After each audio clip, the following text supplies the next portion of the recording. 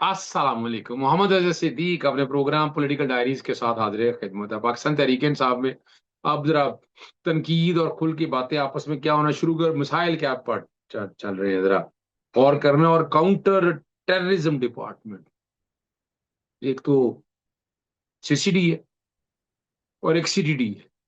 अब इसमें कौन पकड़ा गया है और क्या इल्जाम लग रहा है, जरा जवाब आप ही ने देना है। रोजनामा पाकिस्तान की मलकियत वाला मामला जो है वो सुप्रीम कोर्ट तक पहुंच चुका हुआ है।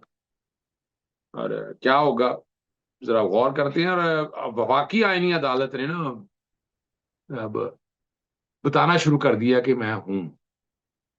और अब रीसेंट ऑर्डर क्या ऐसा आया है, जरा उसमें गुफ्तगू करेंगे। और पाकिस्तान को कितना नुकसान पहुंचा है।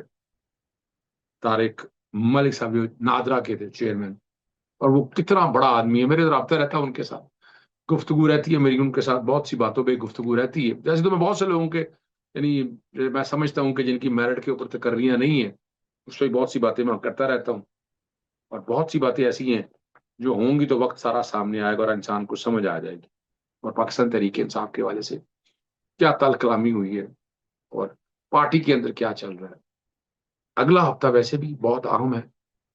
चीजें अगर सामने आ गई और चीजें लग गई तो जरा गुफ्तगू करेंगे, बिल्कुल गुफ्तगू करेंगे। लेकिन अभी जिसमें सबसे पहले बात मैंने करनी है वो है, लाहौर में काउंटर टेररिज्म डिपार्टमेंट ने यूट्यूबर जो है ना हाफिज सादुर रहमान को इस इल्जाम में गिरफ्तार किया है कि वो मुबीना तौर पर कलअदम तंजीम अलकायदा के लोगों को भर्ती कर रहे थे। और अहले खाना ने इस बात को मुस्तरद कर दिया है और बदनीति पर मबनी मुकदमा। और एफआईआर के मुताबिक उनके बैग से उसामा बिन लादेन से मुतल्लिक किताबों के 5 नुस्खे और एक मुबीना मेंबरशिप कार्ड भी बरामद हुआ, जिन्हें सीडीडी ने ममनूआ करार दिया है। मैं बहुत सी चीजें जानता हूँ सीडीडी के बारे में, वो मैं नहीं गुफ्तगू करना चाहता, लेकिन खुदारा नाजायज ना करे, बस मैं इतनी सी बात करूंगा। अगर है तो बिल्कुल, लेकिन सीडीडी की कहानियां बड़ी भयानक है। वो किसी वक्त बयान करना चाहें तो आप, मुझे भी तकलीफ है, मैं बहुत से लोगों से मिला हूं इस हवाले से, मुझे उन अंदर की कहानियां सारी बताई हैं। सेफ हाउसेज क्या कुछ होता है चले छोड़े, लेकिन बातें बहुत सी ऐसी।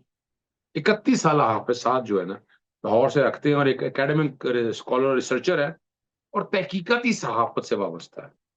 और माजी का एक वाकया वो कभी इंसान बैठे याद करता है, जब उस्ताद दामन को असला बरामदगी केस में अदालत में पेश किया, उन्होंने तंजिया अंदाज में कहा, जज साहब घर का दरवाजा छोटा था वरना ये टैंक भी बरामद कर लेते। ये जुमला जो है ना हमारे निजाम में पाई जाने वाले मसाइल की अक्कासी करता है। तो हाफिज साहब ने माजी में बाज अफराद के अगवा और हलाकत जैसे असास मामला और मजाक और सख्त जुबान इस्तेमाल की थी।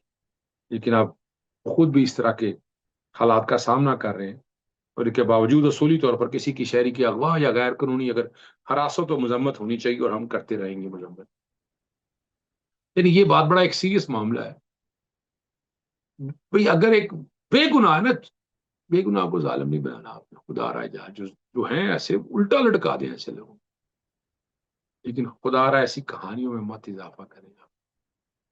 तकलीफ दिक्कत और मुश्किल होती है, परेशानी होती है। ये कैसा निजाम है, और अंधा निजाम है यहाँ। ठीक है ना, ये अंधा निजाम है। मुझे नहीं ना, मैं तो पसंद भी नहीं करता उस आदमी को, कि मेरा एक कंसर्न है शख्सी आजादियों पर इस तरह की पाबंदी के, मैं सख्त खिलाफ। जी बिल्कुल, I am very much clear, I am very much clear about it. मैं बार बार तस्करा करता हूँ इस हवाले से। सही है ना जी। और चले देखते हैं कौन बोलता है इस हवाले से। और वो ट्विन टावर के बारे में ना, अब सार आलम ने लिखा है और असल कहानी बताई कि यहाँ तो कहानियां बड़ी अजीबो गरीब सी इधर उधर की, पता नहीं कहाँ कहाँ की कहानियां हमें बताते फिर रहे हैं। पता नहीं क्या हो गया कैसा हो गया। अपना एजाजुल हसन के बारे में यार, कोई था ही कुछ नहीं। मैं तो हैरान होता हूँ, जो कौन सी वजह बनाई है वो मेरी तो समझ से बाहर है। और मैं तस्करा करता रहता हूँ, इसीलिए उस बात का जिक्र करता रहता हूँ। ठीक है ना जी, ताकि आप जरा समझ सकें, आपको अंदाजा हो सके, और वजाहतें भी सामने आती रहे। सही है ना जी। पता भी तो होना चाहिए ना आपको कि कहाँ खड़े हैं आप। लेकिन नहीं, एजाजुल हसन को ऐसे ही टारगेट साहब का, जज हैं जी, उसे लाहौर हाई कोर्ट रहे। और तकलीफ है इस बात की सारी मांग में, बिला वजह टारगेट किया। बहुत ईमानदार आदमी थे, मैं उनको अच्छी तरह जानता हूँ जनाब। मैं मैं तो इस तरह की बात इत्तेफाक मानने के लिए तैयार ही नहीं हूँ। चले, उनको टारगेट किया हुआ है तो किया रहे भाई, आपको रोका है किसी ने? लेकिन मैंने वो सारा लम्हा जो सवाल उठाए, वो फिर मैंने बहुत से लोगों को टैग कर दिया। मैं क्या जवाब दे दें, आप लोग जवाब दे दें इसका, वो क्या कह रहे हैं, पता चल जाएगा क्या है। लेकिन हम अंधाधुंध एक मामले में चले जा रहे हैं और उसी में चले आ रहे हैं अब सारा। ठीक है जी। और वफाकी अदालत का एक बड़ा फैसला है, साबिक चीफ सेक्रेटरी को ताहयात इजाफी मुराद देने से मुतालिक नोटिफिकेशन को कलअदम करार दिया। अदालत ने करार दिया कि वज़ीर आला बलोचिस्तान की मंजूरी से जारी किए गए इकदाम कानून के खिलाफ और बरकरार नहीं रखा जा सकता। अदालत ने चीफ सेक्रेटरी बलोचिस्तान की अपील भी मुस्तरद कर दी। 4 सवाल पर मुश्तमिल ये फैसला है। में वाज़ह वगैरह कानून के बरक्स किया जाने वाला हर हुकूमती इकदाम बिला जवाज है। अदालत के मुताबिक जो है ना, रिटायर्ड चीफ सेक्रेटरीज और उनकी बेवकार को ताहयात इजाफी मुराद देने की कोई कानूनी गुंजाइश नहीं हुई। और रिटायरमेंट में सिर्फ वही पेंशन और सहूलियत दी जा सकती है जो कानून में दर्ज है। और अदालत ने यह भी वजाहत की कि तनख्वाहों, पेंशन और मुराद से मुतालिक कवायद बनाने का इख्तियार सिर्फ फाइनेंस डिपार्टमेंट को है। वजीर खजाना या चीफ सेक्रेटरी इस हवाले से खुद फैसले करने के मजाज नहीं। मौजूदा केस में वज़ीर आला बलोचिस्तान की जानब से इजाफी मुराद की मंजूरी देना गैर कानूनी है, और क्योंकि आईन उन्हें इकदाम की इजाजत देता है जो कानून के दायरे में आता है। अच्छा, ये बड़ी जबरदस्त बात है जो मैंने अभी आपके साथ करनी है। और ठीक है ना जी, चेयरमैन नादरा थे तारिक मलिक साहब, बहुत बहुत ईमानदार ज़हीन आदमी, इंटेलिजेंट आदमी। 13 जून 2023 को नादरा से इस्तीफा दे दिया, दिलवा दिया, जो भी आप कहना चाहेंगे। अभी नादरा आपके पास पता है जिनके पास है, आपको अंदाजा होना चाहिए।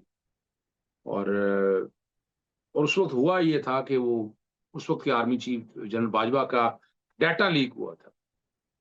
ठीक है। और लेकिन कमाल की बात है, वो उनको आज एक बहुत बड़ा आलमी एजाज मिल गया, मैं मुबारकबाद देता हूँ। और, और साबिक चेयरमैन नादरा है, लेकिन वर्ल्ड बैंक में पाकिस्तान के मौजूदा मशीर तारिक मलिक को डिजिटल शनाख्त और पब्लिक इंफ्रास्ट्रक्चर के शोबे में उनकी महारत और खिदमात के दुनिया के टॉप 25 माहिरीन में शामिल कर लिया। और इन 25 मुमताज माहिरीन के नाम और तस्वीर 4 मई की सुबह न्यूयॉर्क के मारूफ टाइम स्क्वायर की बड़ी स्क्रीन पर पेश किए जाएंगे, जो इनकी आलमी सतह पर पहचान और कामयाबी का वाज़ेह सबूत है। नादरा को ऐसे जैसे लोगों की जरूरत थी। डिजिटल शनाख्त और साइबर सिक्योरिटी के आलमी प्लेटफॉर्म ओक्टा ने दुनिया भर में से ऐसे 25 अफराद का इंतखाब किया, दुनिया भर में से, और जिन्होंने इस शुबे में नुमाया असरात मुरतब किए हैं। तारिक मलिक जो है ना, उनका कैरियर में नशीबो फराज मैंने सारे देखे हैं। वो पहले नादरा के चेयरमैन मिले, फिर चौधरी निसार के दौर में उधर से हटाए गए, इमरान खान के दौरे में दोबारा तैनात हुए, और नवाज लीग की हुकूमत उनसे इस्तीफा ले ली गया। लेकिन आज वो आलमी सतह पर एक नुमाया मुकाम रखते हैं, ये बड़ी बात है। हमें ऐसे लोगों की जरूरत है। बहुत से मैं इंफॉर्मेशन टेक्नोलॉजी के वार्ड से एक और सैफ है, उनके हवाले से मैं देख गया, लेकिन वो भी बहुत इंटेलिजेंट आदमी है और बहुत काम किए उन्होंने भी। लेकिन यहाँ ना, यहाँ आप इमेजिन कर लें, तारिक मलिक की ये बहुत बड़ी जीत है। अल्लाह ताला उन्हें जिंदगी और सेहत दे।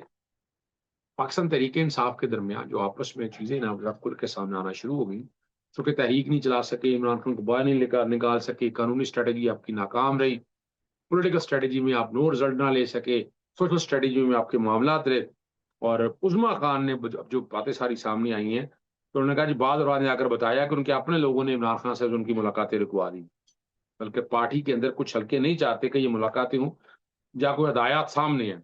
अब इस सूरत हाल से जाहिर यही होता है कि पार्टी के अंदर इख्तिलाफ मजीद इजाफा हो रहा है। एक जो बात अब ये कही जा रही है, पता नहीं सच है या नहीं है, सेक्रेटरी जनरल सलमान राजा ने कोर कमेटी के व्हाट्सएप ग्रुप को छोड़ दिया। और ये इकदाम उस वक्त साफ सामने आया कि एडिशनल सेक्रेटरी फिरदौस हशीम नकवी के दरमियान सख्त जुमलों का तबादला हो। मेरा राब्ता रहता है उनके साथ, उन्होंने कुछ चीज़ें मुझसे मांगी थी, मैंने कहा अच्छा मैं शेयर करता हूँ। और तंजीमी उम्र पर ये बात हुई है यहाँ पर, और कहा यही जा रहा है कि तलब कलामी हुई, मुबीना गालिम गलोच हुआ, और ये छोड़ दिया। अब ये पता नहीं इसकी हकीकत क्या है, वो अपनी जगह है, लेकिन पाकिस्तान तहरीक इंसाफ को अब आगे आना पड़ेगा जनाब। आपको सख्त क़िदामत करने पड़ेंगे। मैं कह रहा हूँ बार बार, वफाकी आनी अदालत, सुप्रीम कोर्ट, हर हाई कोर्ट में आप मुजाहरे करें, एहतजाज करें, बाइकआउट करें, कुछ चीज़ों का खुल के सामने आए, और ये तमाम असम्बलियों के अंदर करारदाद पेश करें इमरान खान से मुलाकात के हवाले से, केसेस के हवाले से, और पूरा एक बाकायदा, मैं बैरून अवी दुनिया में तो नहीं मैं कहता, अक़वाम मुत्तहिदा और या बाकी दोनों लेकिन जिस दिन आप वहाँ चले गए तो वहाँ के नताइज भी बड़े ज़बरदस्त आपकी फ़ेवर में हो सकते हैं। डिपेंड करता है कि आप उसको उस एंगल पे लेकर जाते हैं या नहीं जाते। ये सोचने वाली बातें हैं। हम तो ज़िक्र करते रहेंगे, तज़किरा करते रहेंगे। मंडे वाले दिन बहुत ही अहम केसेज़ लगे हुए हैं। मैं आपके सामने वो भी बताता हूँ, लेकिन मैं कल तफ़सीली बात करूँगा इस हवाले से, जहाँ मैं उस सारे केसेज़ की तफ़सीलात आपके सामने रखूँगा। लेकिन मैं कोशिश करूँगा कि आप तक आपको अंदाज़ा हो जाए कि हम कहाँ खड़े हैं, हम क्या चाहते हैं। सही है ना जी? और और ये देखिए, ज़रा समझना है बात को। वो बहुत ज़रूरी है समझने के लिए। एक तो आपको पता है कि वो अपना एफआईए और sorry, national cyber crime agency और पीटीए की नाकामी जो है, तो लोगों की जेबों से पैसे निकाले जा रहे हैं, बाकी चीज़ें छिड़ी जा रही हैं, तो उसके हवाले से है। और मैं वो तज़किरा और ज़िक्र करता रहता हूँ उन चीज़ों का। सही है ना जी? तो कोशिश है कि कुछ चीज़ें बेहतरी की तरफ आ जाए। जस्टिस हसन मखदूम साहब के पास समाअत होगी। जस्टिस खालिद साहब के पास आपको पता है ब्लाइंड पर्सन्स के हवाले से, स्पेशल लोगों के हवाले से केस की समाअत है, और स्ट्रीट डॉग्स के हवाले से जो बात है, मलिक अवैस साहब के सामने अपना कुछ 1-2 बहुत ही अहम मामलात लगे हुए हैं लेकिन ये 2 बहुत अहम मामले हैं, जिसमें मैं इंशाल्लाह कोशिश करूँगा कि चीज़ें सारी सामने रख सकें। ये पब्लिक इंटरेस्ट के मेरे मामले हैं जिनको उठा रहा बात करना, ये मेरा एक पुराना तरीक़ाकार है जो मैं हर वक़्त उठाता रहता हूँ। इजाज़त चाहता हूँ। अस्सलाम वालेकुम। पाकिस्तान ज़िंदाबाद।